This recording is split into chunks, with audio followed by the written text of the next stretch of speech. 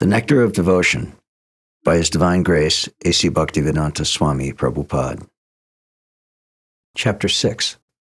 How to Discharge Devotional Service. Srila Rupa Goswami states that his elder brother, Sanatana Goswami, has compiled Hari Bhakti Vilas for the guidance of the Vaishnavas, and therein has mentioned many rules and regulations to be followed by the Vaishnavas. Some of them are very important and prominent, and he will now mention these very important items for our benefit. The purport of this statement is that Srila Rupa Goswami proposes to mention only basic principles, not details. For example, a basic principle is that one has to accept a spiritual master. Exactly how one follows the instructions of his spiritual master is considered a detail.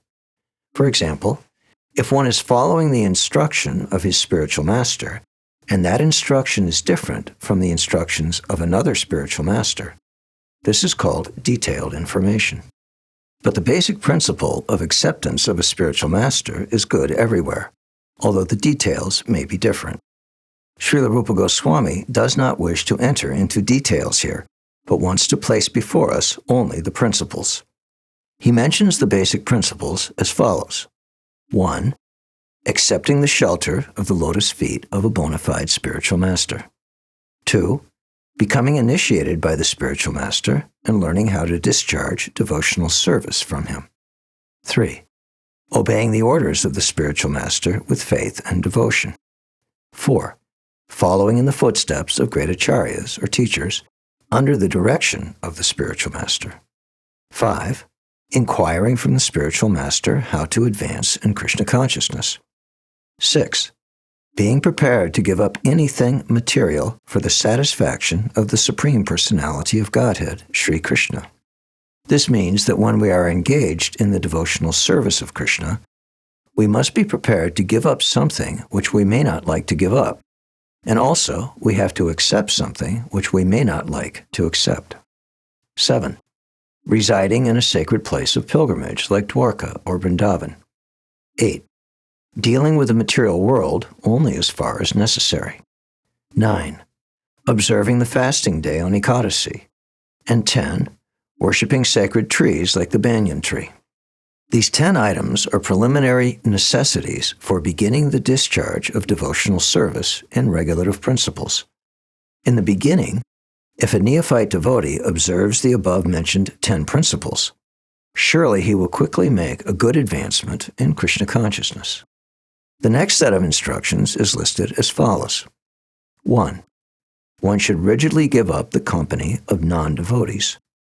2. One should not instruct a person who is not desirous of accepting devotional service. 3. One should not be very enthusiastic about constructing costly temples or monasteries. 4. One should not try to read too many books, nor should one develop the idea of earning his livelihood by lecturing on or by professionally reciting Śrīmad-Bhāgavatam or the Bhagavad-gita. 5. One should not be neglectful in ordinary dealings. 6. One should not be under the spell of lamentation in loss or tribulation in gain. 7. One should not disrespect the demigods. 8. One should not give unnecessary trouble to any living entity. 9. One should carefully avoid the various offenses in chanting the holy name of the Lord, or in worshiping the deity in the temple. 10. One should be very intolerant towards the blasphemy of the Supreme Personality of Godhead, Krishna, or his devotees. Without following the above-mentioned 10 principles, one cannot properly elevate himself to the platform of sadhana bhakti, or devotional service in practice. Altogether, Srila Rupa Goswami mentions 20 items, and all of them are very important. Out of the 20, the first 3, namely, accepting the shelter of a bona fide spiritual master, taking initiation from him, and serving him with respect and reverence, are the most important. The next important items are as follows. 1. One should decorate the body with tilak, which is the sign of the Vaishnavas. The idea is that as soon as a person sees these marks on the body of the Vaishnava, he will immediately remember Krishna. Lord Chaitanya said that a Vaishnava is he whom, when seen, reminds one of Krishna. Therefore, it is essential that a Vaishnava mark his body with tilak to remind others of Krishna. 2. In marking such tilak, sometimes one may write Hare Krishna on the body. 3. One should accept flowers and garlands that have been offered to the deity and the spiritual master and put them on his body. 4. One should learn to dance before the deity. 5. One should learn to bow down immediately upon seeing the deity or the spiritual master. 6. As soon as one visits a temple of Lord Krishna, one must stand up. 7. When the deity is being borne for a stroll in the street, a devotee should immediately follow the procession. In this connection, it may be noted that in India, especially in Vishnu temples, the system is that apart from the big deity who is permanently situated in the main area of the temple, there is another set of smaller deities which are taken in procession in the evening. In some temples, it is the custom to hold a big procession in the evening with a band playing and a nice big umbrella over the deities, who sit on decorated thrones on the cart or palanquin, which is carried by devotees. The deities come out onto the street and travel in the neighborhood, while the people of the neighborhood come out to offer prasadam. The residents of the neighborhood all follow the procession so that it is a very nice scene. When the deity is coming out, the servitors in the temple put forward the daily accounts before them. So much was the collection, so much was the expenditure. The whole idea is that the deity is considered to be the proprietor of the whole establishment, and all the priests and other people taking care of the temple are considered to be the servants of the deity. This system is very, very old and is still followed. So therefore it is mentioned here that when the deity is on stroll, the people should follow behind. 8. A devotee must visit a Vishnu temple at least once or twice every day, morning and evening. In Vrindavan, this system is followed very strictly. All the devotees in town go every morning and evening to visit different temples. Therefore, during these times, there are considerable crowds all over the city. There are about 5,000 temples in Vrindavan city. Of course, it is not possible to visit all the temples, but there are at least 12 very big and important temples which were started by the Goswamis and which should be visited. 9. One must circumambulate the temple building at least 3 times. In every temple, there is an arrangement to go around the temple at least 3 times. Some devotees go around more than 3 times, 10 times, 15 times, according to their vows. The Goswamis used to circumambulate Govardhan Hill. 10.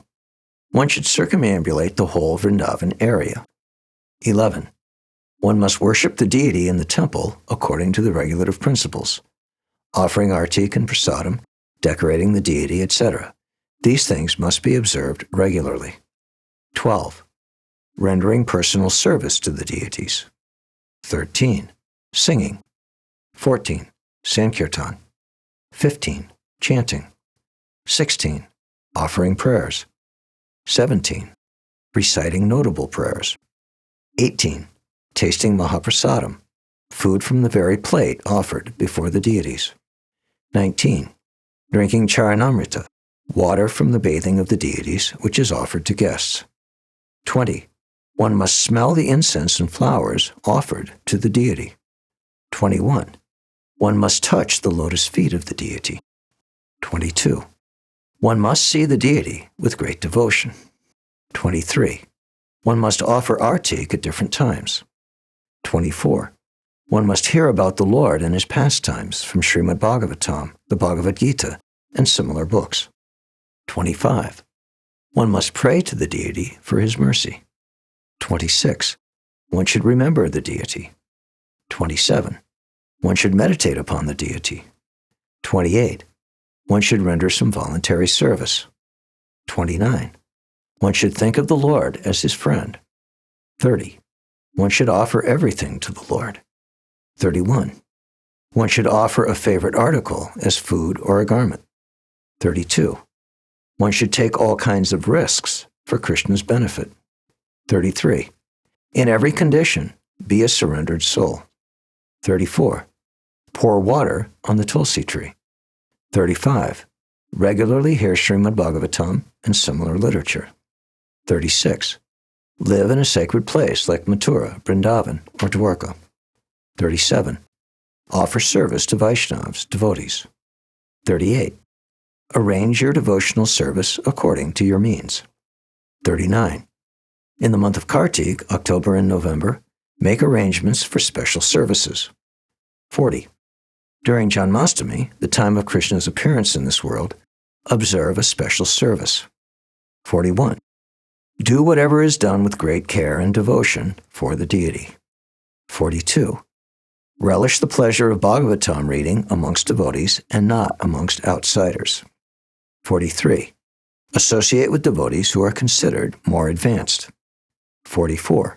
Live in the jurisdiction of Mathurā. Now, the total regulative principles come to an aggregate of 64 items. As we have mentioned, the first are the primary 10 regulative principles. Then come the secondary 10 regulative principles, and added to these are 44 other activities. So altogether, there are 64 items for discharging the regulative practice of devotional service. Out of these 64 items, 5 items, namely offering water to the tulsi tree, hearing Śrīmad-Bhāgavatam, associating amongst the devotees, saṅkīrtana, and living in Mathurā, are very important. The 64 items of devotional service should include all of our activities of body, mind, and speech. As stated in the beginning, the regulative principle of devotional service enjoins that all of our senses must be employed in the service of the Lord. Exactly how they can be thus employed is described in the above 64 items. Now, Srila Rupa Goswami will give evidences from different scriptures supporting the authenticity of many of these points.